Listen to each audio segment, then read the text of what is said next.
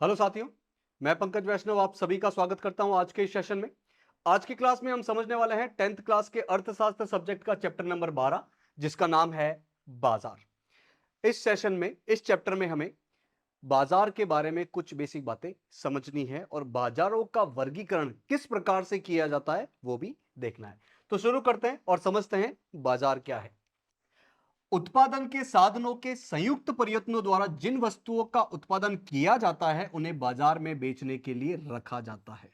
उत्पादन के साधन मतलब उत्पादन करने के लिए किन किन साधनों का उपयोग में होता है, जैसे कि भूमि का, पूंजी का, श्रमिकों का, उद्यमियों का, इनके संयुक्त प्रयत्नों से किसी चीज का उत्पादन होता है और जिस चीज का उत्पादन हुआ है फिर उसको जिस जगह पर लेके आया जाता है बेचने के लिए उस जगह को बोला जाता है बाजार। तो बाजार से अभिप्राय किसी स्थान से होता है जहां वस्तुओं का क्रय विक्रय होता है।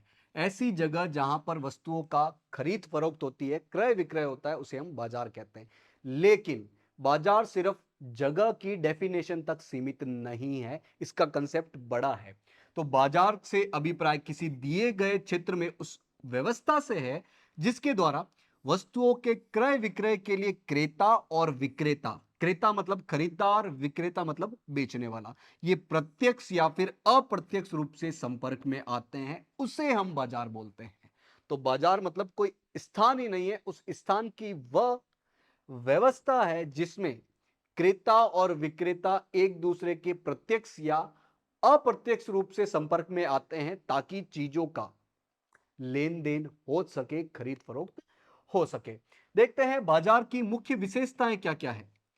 पहली विशेषता है कोई वस्तु होनी चाहिए जिसकी मांग की जा रही है तथा जिसका विक्रय हो रहा है।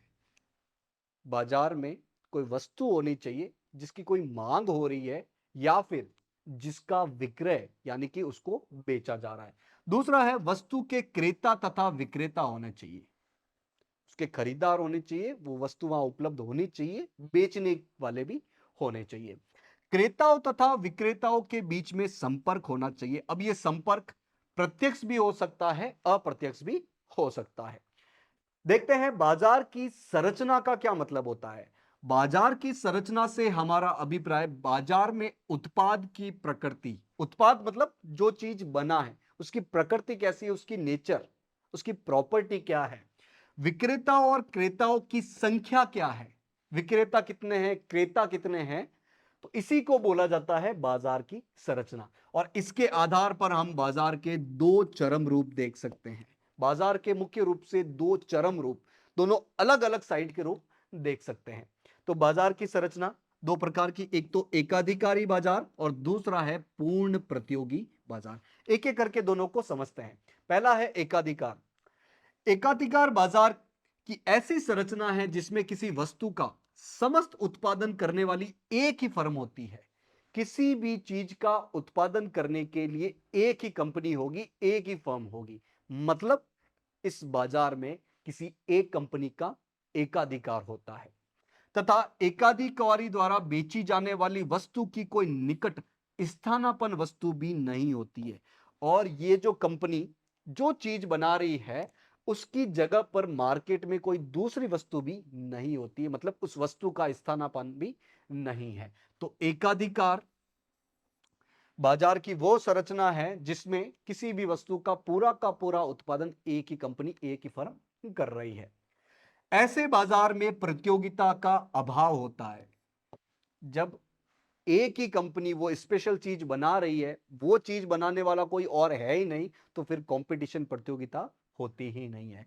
जैसे कि परमाणु ऊर्जा, रक्षा क्षेत्र, सार्वजनिक जल आपूर्ति, रेलवे, इन सब क्षेत्रों में भारत सरकार का एकाधिकार है। मतलब परमाणु ऊर्जा भारत में आपको बनानी है तो सिर्फ भारत सरकार ही बनेगी, कोई और कंपनी नहीं बना सकती। मतलब परमाणु ऊर्जा में भारत सरकार का ही एकाधिकार है। इसी प्रकार रक्षा, जो थल सेना है, जल सेना है, वायु सेना है, इनमें भारत सरकार का ही एकाधिकार है। सिर्फ भारत सरकार ही ये सेवाएं उपलब्ध करवाती है।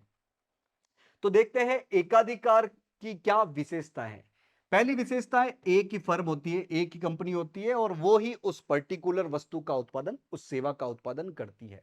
वस्तु का कोई निकट स्थानापन्न भी नहीं होता है। उस वस्तु को रिप्लेस करने के लिए कोई दूसरी चीज भी अवेलेबल नहीं होती है। कीमत निर्धारक ये फर्म खुद होती है। उस वस्तु की क्या कीमत होगी बाजार में, चूंकि एक ही फर्म उत्पादन करती है तो वो ही फर्म उस कीमत का निर्धारण करेगी। नई फर्म के प्रवेश पर रोक होता है उस क्षेत्र में, जैसे कि अभी हमने देखा कि परमाणु ऊर्जा के उत्पादन में भारत सरकार का एकाधिकार है भारत में, यानी कि कोई नई कंपनी भारत में परमाणु ऊर्जा का उत्पादन नहीं कर सकती है, यानी कि नई फर्म के प्रवेश पर रोक है। एकाधिकारी का उद्देश्य लाभ को अधिकतम करना होता है। अब इस एकाधिकार का उद्देश्य होता है कि ज्यादा से ज्यादा लाभ कमाया जा सके।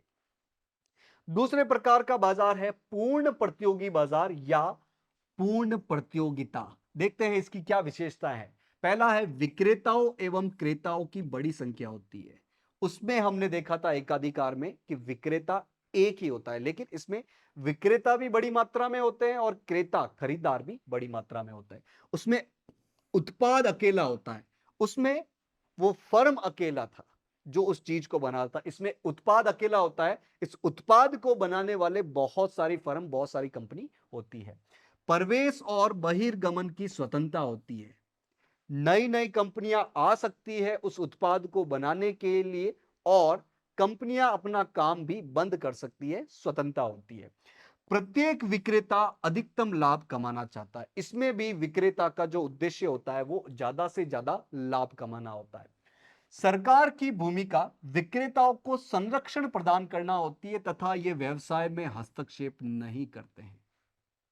इस पूर्ण प्रतियोगिता बाजार में सरकार विक्रेताओं को हेल्प करने की कोशिश करती है और उनके व्यवसाय में कोई हस्तक्षेप नहीं करती है।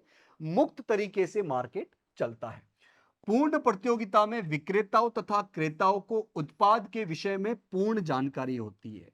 अब चूंकि उत्पाद एक ही है और उसको बनाने वाली बहुत सारे फर्म है, बहुत सारे विक्रेता है, यानी कि अलग अलग चीजें क्रेता देख पाएंगे, तो विक्रेताओं को और क्रेताओं को उस उत्पाद की पूर्ण जानकारी होती है। देखते हैं वितरण के माध्यम या फिर विक्रय योग्य मात्राओं के आधार पर बाजार को हम किस प्रकार से वर्गीकृत कर सकते हैं। तो इसमें एक तो है थोक बाजार और दूसरा है फुटकर बाजार, कि आप वस्तु की कितनी मात्रा बेच रहे हो उसके आधार पर बाजार का वर्गीकरण है। थोक बाजार क्या होता है? जब किसी बाजार में वस्तुओं का लेन देन बड़ी मात्रा में किया जाता है तो उसे थोक बाजार कहते हैं। तो थोक बाजार में हम वस्तुओं की बड़ी मात्रा में खरीद फरोख्त करते हैं। थोक विक्रेता विनिर्माताओं तथा अंतिम उपभोक्ताओं के बीच में एक आवश्यक कड़ी के रूप में कार्य करते हैं। ये विनिर्माता क्या होते हैं? जो उस चीज को बना रहे हैं। और अंतिम उपभोक्ता कौन होते हैं? जो उस चीज का उपयोग करते हैं। तो ये बीच में जो थोक बाजार होता है, वो थोक बाजार या थोक विक्रेता क्या करते हैं? विनिर्माताओं और अंतिम उपभोक्ता के बीच में एक तरीके से कड़ी का काम करते हैं। थोक बाजार को इंग्लिश में बोला जाता है होलसेल मार्केट। तो ये लोग क्या करते हैं? जैसे कि टी शर्ट बनाने वाली कंपनी है, टी शर्ट को विनिर्माण करने वाली कोई कंपनी है, तो थोक व्यापारी क्या करेंगे? इनसे बड़ी मात्रा में टी शर्ट खरीदेंगे और फुटकर विक्रेता को बेचेंगे, छोटी मोटी दुकानों को बेचेंगे और फिर वहां से ये माल अंतिम उपभोक्ताओं को, जो उसे खरीदना चाहता है, वहां तक ये पहुंचेगा। तो यानी कि जो थोक विक्रेता है, थोक व्यापारी है, वो विनिर्माताओं और अंतिम उपभोक्ताओं के बीच में एक कड़ी का काम करते हैं। दूसरा है फुटकर बाजार। फुटकर बाजारों में वस्तुओं को छोटी छोटी मात्राओं में बेचा जाता है। ये जो फुटकर विक्रेता है वो सामान्य रूप से अंतिम उपभोक्ताओं को माल बेचते हैं। तो फुटकर विक्रेता या फुटकर बाजार वो है जहां से हम लोग अपना सामान लेके आते हैं। देखते हैं कैसे विनिर्माता और उपभोक्ता जुड़े हुए होते हैं। विनिर्माता मतलब जो उस वस्तु का निर्माण कर रहा है, कोई चीज बना रहा है। दूसरा है थोक विक्रेता। थोक विक्रेता क्या करेगा? विनिर्माता से सामान खरीदेगा बड़ी मात्रा में। थोक विक्रेता से कौन सामान खरीदता है? फुटकर विक्रेता, जिसकी अपनी छोटी मोटी दुकान होगी और जहां से सीधा उपभोक्ता जाके सामान खरीदेगा। और फुटकर विक्रेता से सामान कहां आ जाएगा? उपभोक्ता के पास में।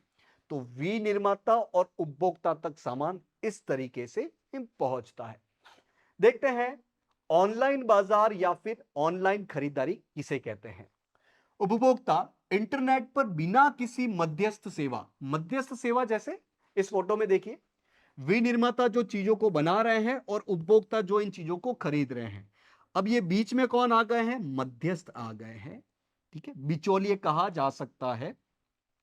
तो इंटरनेट के माध्यम से जब आप किसी चीज की खरीदारी करते हो तो सीधा आप विनिर्माता से भी कर सकते हो। तो उपभोक्ता इंटरनेट पर बिना किसी मध्यस्थ सेवा के विक्रेता से सीधे ही वस्तु या सेवा खरीदते हैं और इसे इलेक्ट्रॉनिक कॉमर्स या शॉर्ट में इसे ई कॉमर्स भी कहा जाता है। तो ई कॉमर्स मतलब आप इंटरनेट के माध्यम से सीधा ही किसी विक्रेता या विनिर्माता से कोई वस्तु खरीद रहे हैं बिना किसी मध्यस्थ के। व्यक्ति भुगतान करने के लिए क्रेडिट कार्ड या डेबिट कार्ड का प्रयोग कर सकते हैं। अब विक्रेता को इस ऑनलाइन माध्यम से पैसा कैसे भुगतान करते हैं? मुख्य रूप से डेबिट कार्ड या क्रेडिट कार्ड से। लेकिन कुछ पद्धतियां प्रयोगकर्ताओं को अपने खाते खोलने या फिर वैकल्पिक विधियों द्वारा भुगतान करने में भी समर्थ बनाती है। लेकिन इसके अलावा भी कुछ और विधियां हैं जिसके माध्यम से आप ऑनलाइन खरीदारी कर सकते हो। कौन कौन सी है? मोबाइल फोन तथा लैंडलाइन द्वारा बिलिंग, आप मोबाइल फोन के माध्यम से पैसा पे कर सकते हो। सुपुर्दगी पर नकद भुगतान, मतलब आपके घर पे वो सामान पहुंच जाए तब जाके उसे आप पैसा दो। चेक दे सकते हो।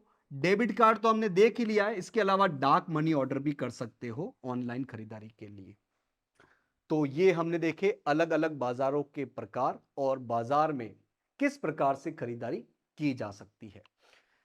तो आपको करना क्या है, आज जो भी चीजें समझी है उसको आज ही रिवाइज करना है ताकि लंबे समय तक आपके दिमाग में बनी रह सके। आशा है आज की क्लास आपको समझ में आई होगी। आज के इस सेशन से जुड़ने के लिए आप सभी का बहुत बहुत धन्यवाद।